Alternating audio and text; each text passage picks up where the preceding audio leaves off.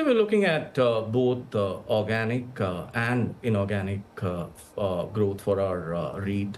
We have under construction, or which is soon going to be starting construction of close to 8.3 million square feet.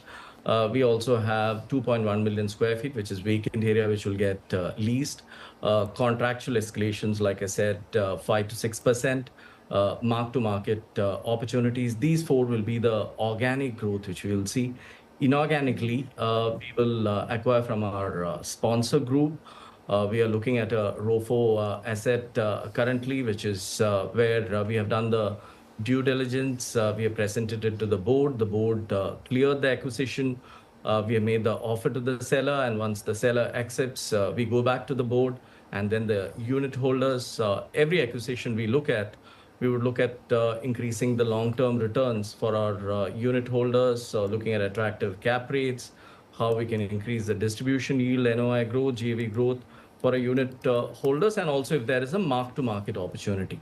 So 3, 4 things when we look at. One is acquisition from the sponsor group. Second is third-party acquisition. We're also evaluating a third-party acquisition now. Typical things we look at is it an institutional seller? Is there an infra improvement play?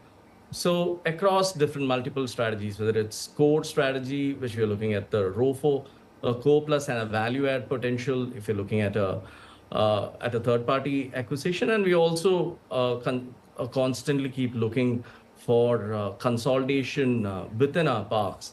If our JV landlords want to sell a part of a portion, we look at it. So it's a good mix of core plus, value add, and opportunistic.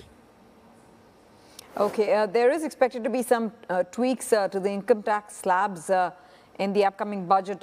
I think marginal at best, not that it moves the needle a whole lot in terms of consumption, maybe for affordable housing, but do you see anything coming in for the property sector?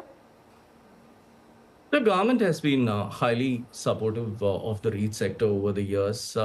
Last year, there were two big announcements which the government made. One was during the budget, where long-term capital gains holding period was brought down to 12 months.